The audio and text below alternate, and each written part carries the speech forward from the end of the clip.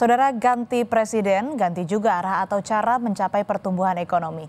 Jika 10 tahun terakhir di era Presiden Joko Widodo, ekonomi banyak bertumpu pada bantuan sosial langsung, berbeda dengan era Presiden Prabowo Subianto yang memilih saving dan investing atau penghematan dan investasi lewat Danantara.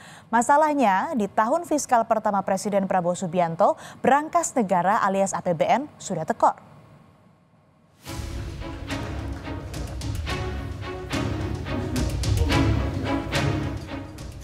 Mimpi besar Presiden Prabowo Subianto yang disampaikan saat kampanye Pilpres 2024 menghadapi rintangan. Ekonomi tidak baik-baik saja.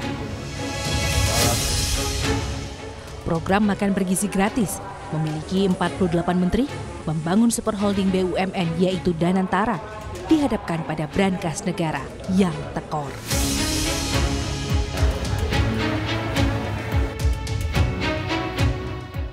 Sampai akhir Februari 2025, fiskal Indonesia defisit 31,2 triliun rupiah. Padahal tahun lalu, dalam periode yang sama, APBN masih surplus sampai 26 triliun rupiah.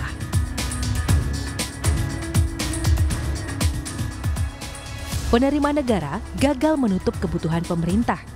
Salah satu penyebab utamanya adalah setoran pajak yang anjlok sampai 30%.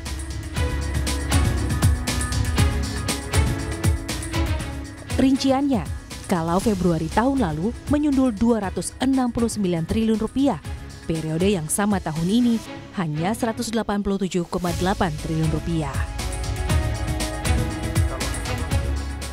Menteri Keuangan Sri Mulyani bilang, APBN memang sudah didesain defisit. Kondisi ini juga diklaim masih dalam hitungan aman pemerintah. Untuk posisi akhir Februari atau ini sebesar 0,13 dari PDB. Saya ingatkan kembali kolom sebelahnya, APBN didesain dengan defisit 616,2 triliun. Jadi ini defisit 0,13% tentu masih di dalam target desain APBN sebesar 2,53% dari PDB, yaitu 616,2 triliun rupiah. Tetapi ekonom punya pandangan berbeda. Defisit yang sudah terjadi sejak bulan pertama tahun 2025 mengonfirmasi bahwa ekonomi sedang atau bahkan makin tidak baik-baik saja. Tekanan pada APBN bisa terjadi sepanjang 2025. Meskipun terjadi surplus dalam keseimbangan primer, tetapi terjadi defisit dari APBN, ini masih menunjukkan bahwa terjadi resiko dari APBN yang perlu diperhatikan sepanjang 2025. Kenapa? Karena defisit yang terjadi pada APBN pada awal tahun, ini kan hal yang anomali karena biasanya awal tahun penerimaan pajak tetap terjadi kenaikan, meskipun kenaikannya tidak setinggi pada bulan-bulan lainnya. Keseimbangan primer yang surplus tidak menjadi indikator utama dalam menilai kesehatan APBN.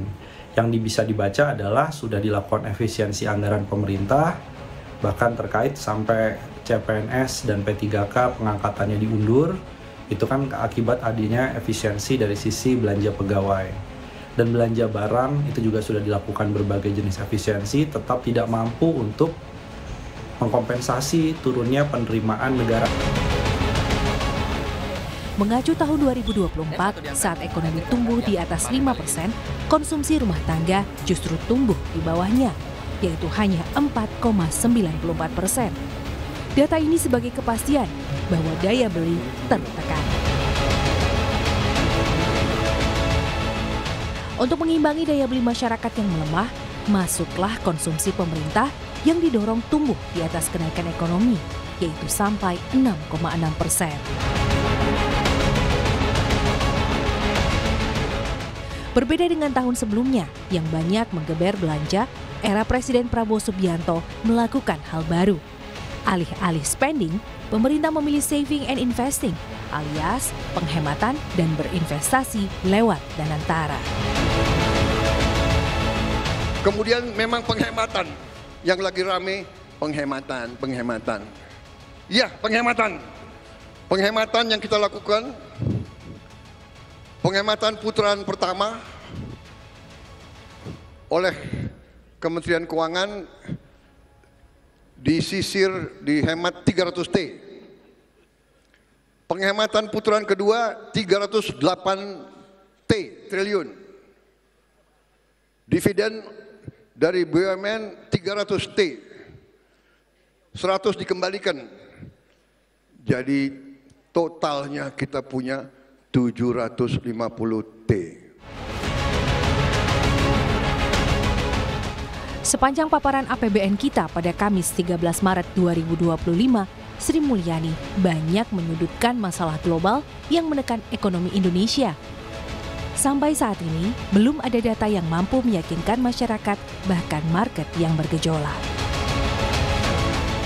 Diah Mega Anjaya, Tim Liputan Kompas TV, Jakarta. 2 hari berturut-turut, indeks harga saham gabungan merespons negatif paparan APBN kita Kementerian Keuangan. Defisit di awal tahun yang kata ekonom jadi anomali menjadi kekhawatiran pelaku pasar tentang pengelolaan keuangan negara. IHSG ditutup di level 6.515 atau anjlok hampir 2% dalam 1 hari. Mayoritas saham berada di zona merah atau terkoreksi. Bursa saham bahkan sudah terkoreksi sejak awal perdagangan. Dalam 1 pekan, IHSG juga sudah turun hampir 2% dengan mayoritas saham berkapitalisasi besar alias blue chip yang juga turun. Dalam 1 hari pada akhir pekan lalu atau 14 Maret 2025, investor asing ramai-ramai melakukan aksi jual saham. Nilainya sampai dengan 1,77 triliun rupiah. Sedangkan kalau ditarik secara sepekan, dana asing yang hengkang mencapai 2,7 triliun rupiah. Belum ada data ekonomi yang berhasil meyakinkan. Saat ini, market hanya bergantung pada pengumuman hasil rapat Dewan Gubernur Bank Indonesia yang akan menahan atau justru menurunkan bunga acuan untuk mendorong pertumbuhan ekonomi.